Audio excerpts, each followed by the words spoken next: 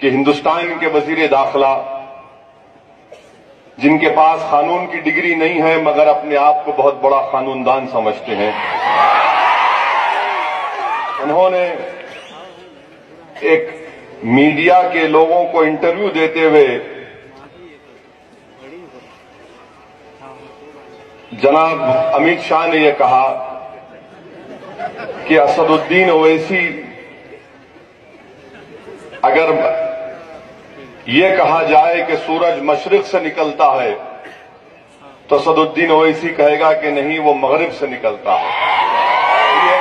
ये सुनिए, इसमें मेरे भाई देखिए, ये एक अहम बात आपसे कर रहा हूं। तो ये अमित शाह ने कहा और कहा कि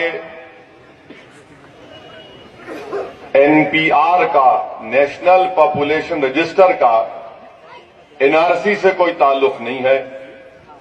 और अमित शाह ने भी कहा कि एनआरसी का भी कोई ताल्लुक नहीं है। हमने कभी कहा ही नहीं ये बात। कहां से आ गई ये बात? किसने कहा ये बात? तो हिंदुस्तान के वजीर दाखिला महबूब नगर की इस महबूब नगरी से मैं आपका जो पार्लियामेंट में आपने बयान दिया था, जरा आवाम को सुना देता हूं कि आपने मेरा नाम लेकर लोकसभा में कहा था कि ओवैसी साहब, अब मुल्क में एनआरसी आएगा। ये इसका वीडियो है, वरना मैं चला देता था, मगर आप जाकर देख सकते। ये आवाज है, सुनिए। हम इस पर बिल्कुल साफ है कि इस देश में एनआरसी होकर कोई बैकग्राउंड बना नहीं, बैकग्राउंड है ही, हमारा घोषणा पत्र ही बैकग्राउंड।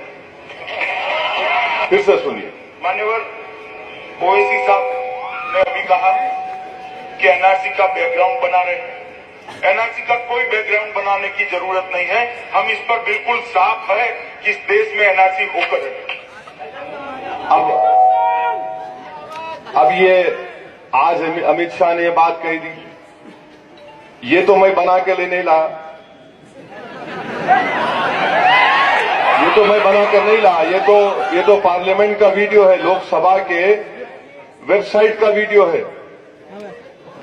वजीर दाखिला मेरा जवाब, मेरा नाम लेकर कह रहे हैं कि एनआरसी आएगा, हमारे घोषणा पत्र में, यानी इलेक्शन मैनिफेस्टो में है, आके रहेगा।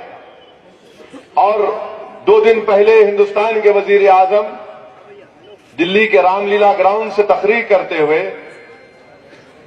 वजीर आजम ने कहा कि कहां से आ रही बात एनआरसी की है, किसने कह दिया, कहां से आया, है ही एनआरसी का जिक्र। हिंदुस्तान के वजीर आजम, आप राम लीला ग्राउंड से तकरीर कर रहे थे, मैं आपको राम का वास्ता दे के पूछ रहा हूं कि भाई मैं तकरीर बंद कर दूंगा, तुम ये करेंगे तो। कोई पिक्चर देखने आए यहां पे? एक हिसास मसला है कि आपको समझाने के लिए आए। मैं उनसे पूछ रहा हूं कि क्या आपने, आपकी हुकूमत बनने के बाद सदर जमहूरिया का जो खुतबा होता है, क्या सदर जमहूरिया ने उस खुतबे में पढ़कर नहीं सुनाया कि एनआरसी लाएंगे? सदर जमहूरिया का खुतबा बनाती है मरकजी हुकूमत, पार्लियामेंट में पढ़ा गया था, क्या वो झूठ है? क्या वजीर आजम आपने एक अंग्रेजी English news channel times now को, जिसके मशहूर और मारूफ एंकर्स हैं मोहतरमा नविका कुमारी साहिबा और जनाब राहुल शिवशंकर के सामने, अपने प्राइम मिनिस्टर के घर में हरियाली में बैठकर चिड़ियों की आवाज में, मोर की पुकार में, क्या आपने नहीं कहा कि क्यों एनआरसी नहीं आएगा? एनआरसी आएगा। ये आपने कहा है, मैं नहीं कहा हूं। ये आपका बयान है कि आप एनआरसी लाएंगे। हम वजीर आजम से एक ही बात पूछना चाह रहे, वजीर आजम आप सच बोल रहे या आपका वजीर दाखिला झूठ बोल रहा है? आप बोल दो खुला कि अमित शाह झूठ कह रहे हैं, मैं सच कह रहा हूं। अगर आप ये बोल देंगे तो मैं हिंदुस्तान की लोकसभा में अमित शाह के खिलाफ स्पीकर को जाकर एक पार्लियामेंट्री ब्रीच ऑफ प्रिविलेज की नोटिस दूंगा। ये मुझे अख्तियार है। मगर वजीर आजम ये कह रहे हैं कि नहीं, कहां से आगे एनआरसी की बात। वजीर आजम ने अपनी तकरीर में भी कहा कि डिटेंशन सेंटर कहां बने, किधर है।